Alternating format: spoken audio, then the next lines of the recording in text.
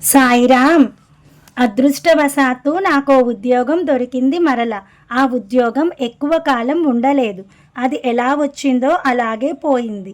బాబా నన్ను మరలా నా స్థానంలో పెట్టాడు. నాకెంతో ఆనందం కలిగింది. ఈ సాయి కథలు పరమ పవిత్రాలు. ఈ చరిత్రను శ్రవణం చేసేవారు కూడా పావనులవుతారు. వారి అంతరంగం శుద్ధమవుతుంది. శ్రవణానికి ఆటంకాలు: అశ్రద్ధ, చిత్త విక్షేపం, విషయాసక్తి, విషయలౌల్యం, బుద్ధిమాంద్యం ఇవన్నీ శ్రవణంలో రసాస్వాద్వాన్ని పొందటానికి ఆటంకాలు. ఈ ఆటంకాలను దూరం చేసుకోవాలి. అప్పుడు శ్రవణం సుఖదాయకం అవుతుంది. మనకు వ్రతాలు, ఉద్యాపనలు అవసరం లేదు. ఉపవాసాలు, శరీర శోషణలు మనకు అక్కర్లేదు. తీర్థయాత్ర, పర్యటనలు కూడా మనం చేయనవసరం లేదు. ఈ సాయి సమర్థుని చరిత్రను శ్రవణం చేయండి, అది చాలు. మన ప్రేమ అకృత్రిమంగా, స్థిరంగా ఉండాలి. మనం నిజమైన భక్తి భావాన్ని కలిగి ఉండాలి. అప్పుడే మనం పరమ పురుషార్థమైన పరమార్థాన్ని సహజంగా పొందగలం. అప్పుడే అవిద్య అనే విఘ్నం నశిస్తుంది. సాయి మన హృదయాల్లో అహర్నిశలు కనిపిస్తూ ఉండునుగాక అనే 3వ అధ్యాయం సంక్షిప్తం సంపూర్ణం. శ్రీ సాయి సచ్చరిత్ర అధ్యాయం 4. షిరిడీలో శ్రీ సాయినాథుని అవతరణ.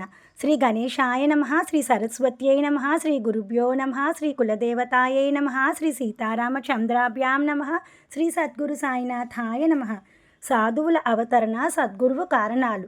ధర్మవచనాలను ఎవరూ ఆచరించినప్పుడు, ఎవరికి వారే అంతా తమను విద్వాంసులుగా తలుచుకుంటున్నప్పుడు, ప్రతి ఒక్కరూ మరొకరిని మించిపోయి వారిని అణిచే ప్రయత్నం చేసినప్పుడు, ఎవరూ మరొకరి మాటని వినడానికి సిద్ధంగా లేనప్పుడు, యుక్తాయుక్తాలను మరిచిపోయి భక్ష్యాభక్ష్యాలను విస్మరించి ఆచార విచారాలను నిర్లక్ష్యం చేసి మద్యమాంసాదులను గ్రహిస్తున్నప్పుడు, ధర్మం ముసుగులో అత్యాచారాలు, దుర్మార్గాలు చేస్తున్నప్పుడు, జనులందరూ భయాందోళనలకు లోనవుతున్నప్పుడు, అప్పుడు సాధు మహాత్ములు భూమిపై అవతరించే సమయం ఆసన్నమవుతుంది. జనులు ధన, మాన, పుత్ర ధరాదులనే సుఖ సర్వస్వంగా భావించినప్పుడు, పరమార్థ పదం నుండి విముఖులైనప్పుడు, సాధు మహాత్ములు ఈ ధరిత్రిపై అవతరించవలసి వస్తుంది. జనులు ధర్మగ్లాని కారణంగా ఆత్యంతిక శ్రేయస్సు నుండి పతనమైపోతున్నప్పుడు, ధర్మాన్ని మరలా ఉద్ధరించి కాపాడటానికి సాధు మహాత్ములు ఈ పృథ్వీపైన అవతారం గ్రహించవలసి వస్తుంది. జనులు శిస్నోదరాపరాయణులై తమ ఆయురారోగ్య ఐశ్వర్య బలాదులన్నింటినీ ఈ ఇంద్రియ సుఖాలకై వ్యయం చేస్తున్నప్పుడు, ఆత్మోద్ధరణ విస్మరించినప్పుడు సాధు మహాత్ములు అవతరిస్తూ ఉంటారు. అధర్మాన్ని నాశనం చేయటానికి, దీన దరిద్ర దుర్బలులను కాపాడటానికి సాధు మహాత్ములు ఈ పృథ్వీలో అవతరిస్తూ ఉంటారు.